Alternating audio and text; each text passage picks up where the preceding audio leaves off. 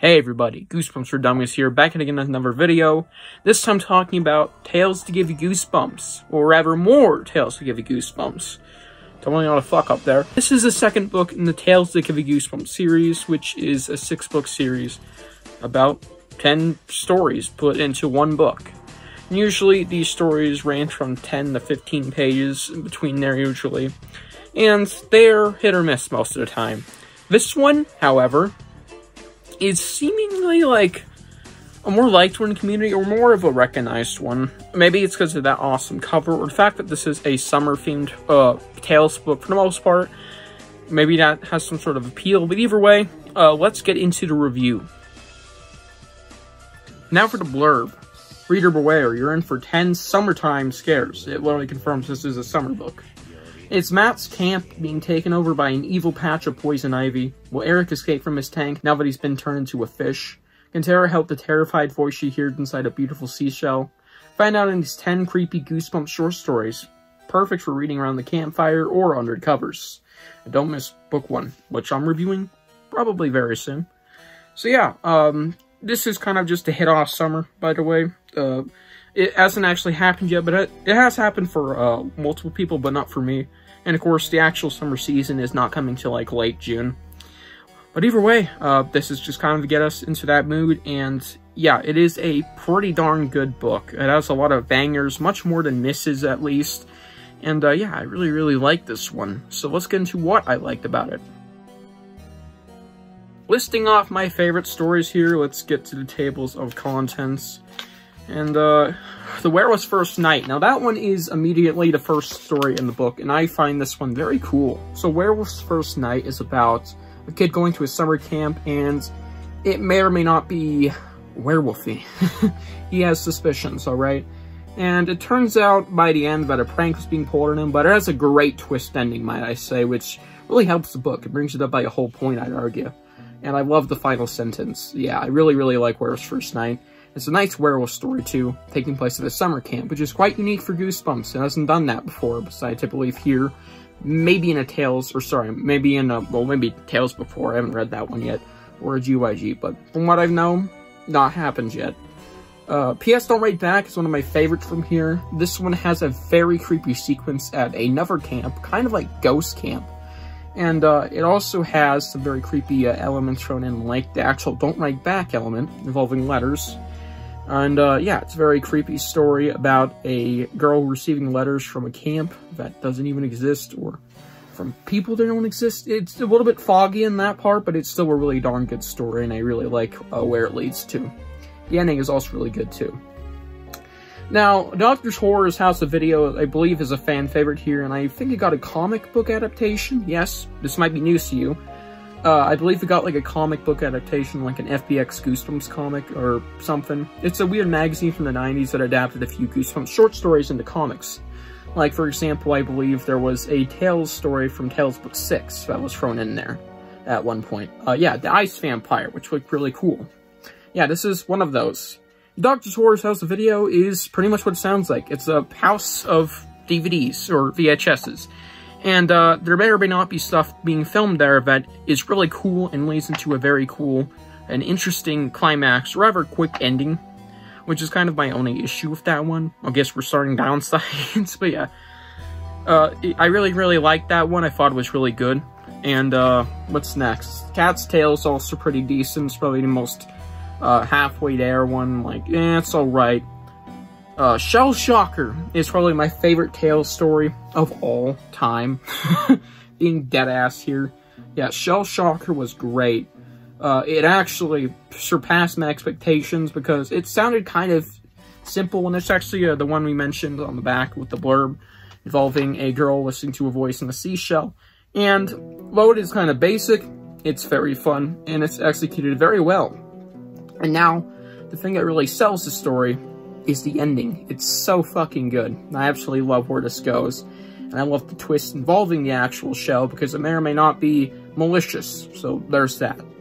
And yeah, Poison Ivy is really good. Like a 9.5 out of 10. I'll give my ratings on these at the end of the video. And that one was also mentioned on the back. I keep saying black. It's about Poison Ivy. Oh, no shit! Anyways, poison ivy takes over a camp. It is literally just overgrowing everything. Goes about as well as you expect, and I really liked that one. It was done very well, and it was very creepy. It had a weird, very weird way of going about how they defeat it. I'll say that. I really liked it, though, because it was unique. And Spirit of Harvest Moon is a classic from here, which also got an audiobook, which was never, like, officially released on any, like, physical media, but it's out there. You can listen to it on YouTube, I believe, too. And, yeah, I really, really liked Spirit of the Harvest Moon. It's like visiting a hotel, and there's some sort of event going on that involves a ghost possessing someone. And, I guess you can select, I guess you can expect who that victim might be. The main fucking character. Anyways, yeah, I really, really, really, really like that story. I think it's probably the second best one here, next to Shell Shocker. A lot of bangers in here, with great stories and premises done right for a Tales story, too. Sorry, Tales book. And, yeah, compared to the first book, this is a giant step up, so that kind of gives you my hint for, what I think of that book. But, yeah, this is a great Tales book. Now, there are a few flops in here, however. And now for my downsides, let's go to the table of contents. So there's a couple stories in here that I thought kind of flopped or weren't as good as the others. And starting off with Something Fishy. Yeah, this one is probably the best of these weaker ones, surprisingly. And I thought this one was very stupid. I thought its plot wasn't really good and kind of simple, dumb, shine shenanigans, kind of a shrinking story. Yeah, I did not really like this one. It's basically tiny human falls in fish tank. Next up, You Gotta Believe Me. Probably the worst one here, and it is right up my alley, weird enough. It's about aliens. Yeah, I did not like this one.